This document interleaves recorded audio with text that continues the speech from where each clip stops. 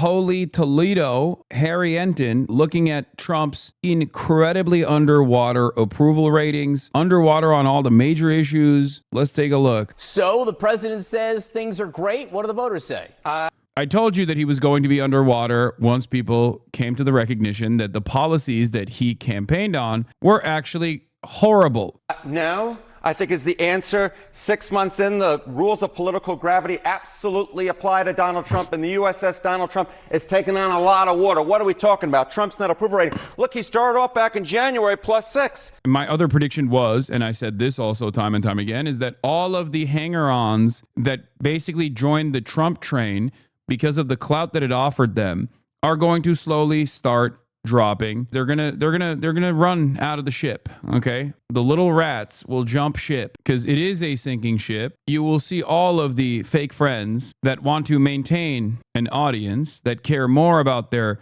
audience online and were simply getting on the Trump train in an effort to grift, in an effort to win prominence, in an effort to win clout, will slowly but surely turn around and say, oh man, we were duped, or oh man, I don't know about all this, guys. Points on the net approval rating. -3 in March, -7 in May, and now he's at a term too low at -11 points. His net approval rating has dropped nearly 20 points in the aggregate since the beginning of his presidency. The American people do not like what they're seeing, and Donald Trump's administration is in a ton of trouble at this point. Woke is not back. Both are shit. No, woke is definitely back, big dog. Woke is back in a big way. There is the annoying type of woke, though, that is not back and will never be back, like rad lib standpoint theory type shit. The minds of the American voters. Well, on what issues do the American voters seem to disapprove of him? They disapprove of him on all of the issues. He's underwater on all the major issues of the day. Trump's net approval rating on all the major issues,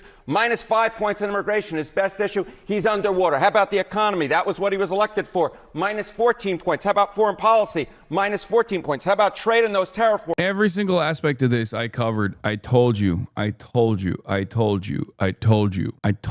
even on immigration, he was going to be underwater as soon as even a fraction of the mass deportations that they claimed they were going to do would become reality. Here we are. This is precisely the reason why I was so critical on the Democrats throughout the election cycle. This is precisely the reason why I was so mad at the Democrats for not making a bigger fuss about immigration, for getting people to understand ahead of time before the mass deportations policies start that people should imagine what this would look like. Yes, Piker Broadcasting Service with the news before they break. If you want to know the news of tomorrow, you come here.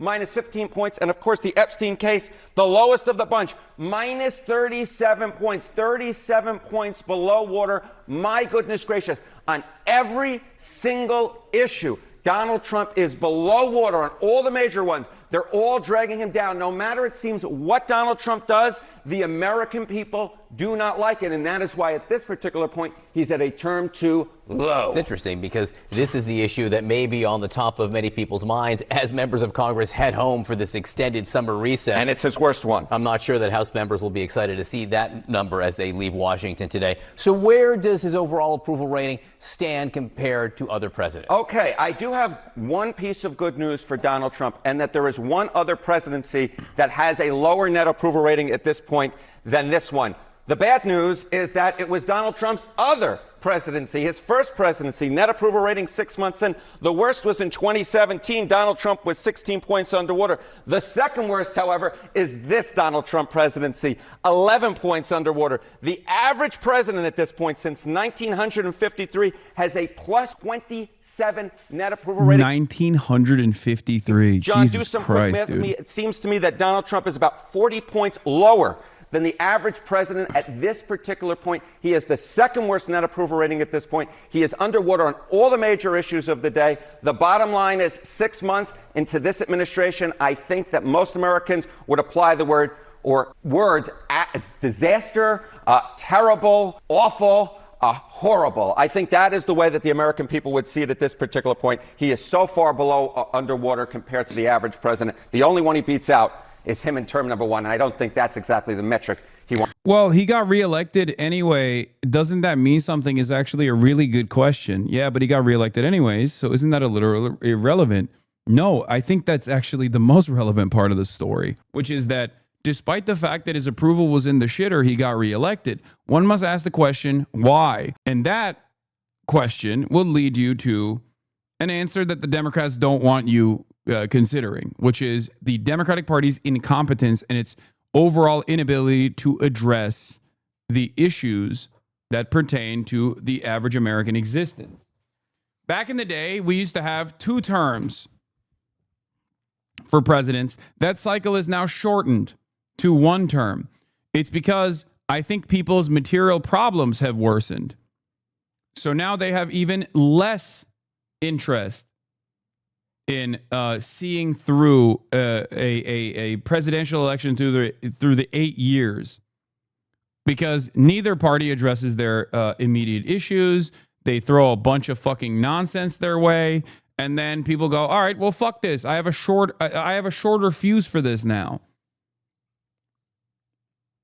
So then they swap back with the hopes that the other party will do something right by them. They don't do that, and then they get mad at the Democrats when Democrats are in charge because of their ineptitude, and then they go back and revert back to the Republican Party.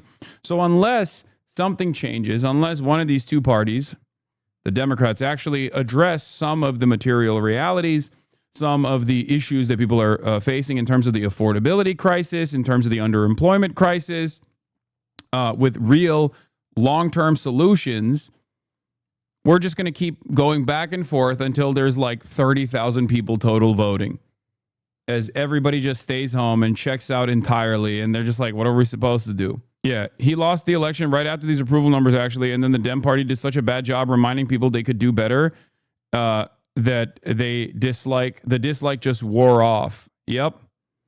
From Trump. And then they went, well, I'm not getting shit from the Dems. Might as well give him another shot. That's exactly what happened. Wants to be applying himself. Interesting to see which direction it will go next. Harriet, and thank you. Have you seen the Gen Z switch up on Trump? I have. Also expected. I told you this was going to happen. Do you want to know why I knew this was going to happen? Because I've seen it happen the first time Trump was president. He ran on...